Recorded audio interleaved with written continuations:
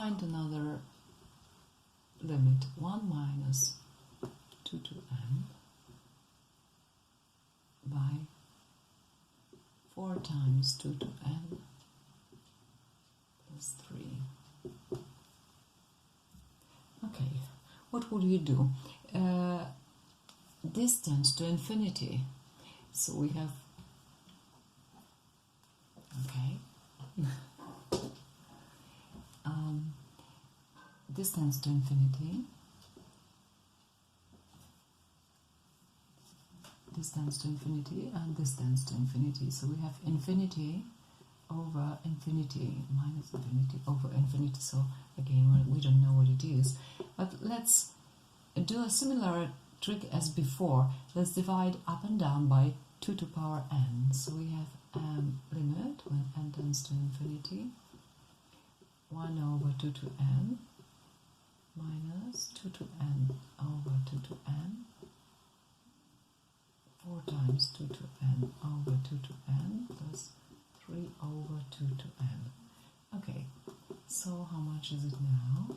This is limit when n tends to infinity, 1 over 2 to n minus 1 over 4 plus 3 over 2 to n. So now the situation is clear. As 2 to n is very, very much, 1 over infinity is again 0, tends to 0. Also, this part tends to 0, so we have minus 1 over 4, and that's the limit. Okay, now let's consider another example. 2 to n minus 3 to n over 3 to n plus 1 plus 5. Okay. Now, to make things clear, let's do some similar trick. The trick will be divide up and down by 3 to n. So we have limit when n tends to infinity, 2 to n by 3 to n minus 3 to n by 3 to n divided by 3 to n plus 1 over 3 to n plus 5 over 3 to n. So how much is it now?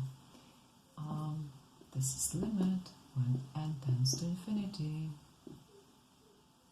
This is 2/3 over the power n minus 1. This is just because this is 3 times 3 to n, so practically this is equal to 3. Okay, plus 5 over 3 to n. How much is this? It's easy to imagine what you will obtain if you take a fraction which is less than 1 and you take bigger and bigger powers of it. So you can see that if you take 2/3 to power 2, you have 4 over 9. 2/3 to power 3 is 8 over 27. 2/3 to power 4 is 16 over 81. So you can see that we are obtaining less and less, and this practically tends to 0. So q to power n, so limit when n tends to infinity is 0 if q modulus is less than 1.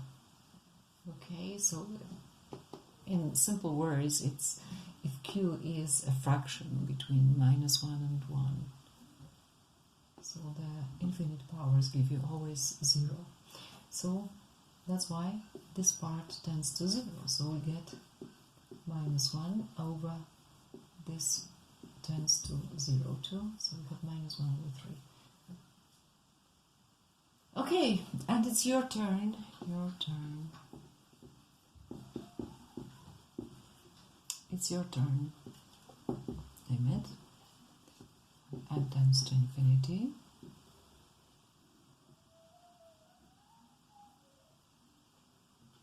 Three to n plus 5 to n over 3 to n minus 5 to n. Okay, so this is infinity, this is also probably infinity. Anyway, it's good to make some trick. You can try to do the trick like we did before. My suggestion is to start by dividing numerator and denominator by 5 to n. Okay, so pause the video.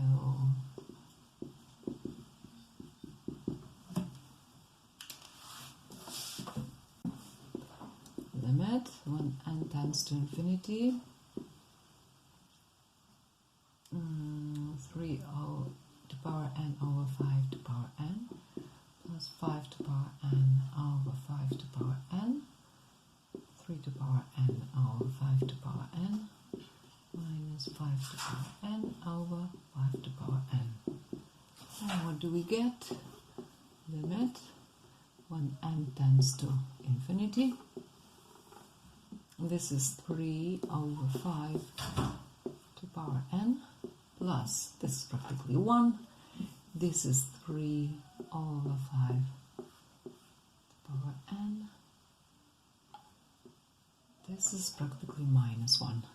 Now, based on the previous observations, we have this tending to 0, so we have 0 plus 1 over 0 minus 1, so this is of course minus 1, and that's the limit. I hope you have obtained this result by yourself. Okay, so now it's time for this example limit when n tends to infinity, n minus square root of n squared minus 5n. Well, how much could this be? This is obviously infinity minus infinity, so we don't know how this could be. Let's use the same trick as before. A minus b is equal to a minus b times a plus b over a plus b, and this will be a squared minus b squared over a plus b. Okay, so let's use this trick. So we have limit when n tends to infinity, n minus square root of n squared minus 5n, and plus square root of n squared minus 5n, divided by the same n plus square root of n squared minus 5n. So get the limit when n tends to infinity. So we have a squared minus b squared, so this squared is n squared, minus, if you square this square root, then you will get rid of the square root, so we have just n squared minus 5n over n plus square root of n squared minus 5n. Okay, so we have a limit when n tends to infinity, and we have, let's remove the brackets, we have n squared minus n squared plus 5n, and you have n plus n squared minus 5n. These bars are very inconvenient to write. This gets cancelled, so we have limit when n tends to infinity. We have 5n over n plus square root of n squared minus 5n. So again we have infinity over infinity, but let's this time divide up and down by n. So we have limit when n tends to infinity,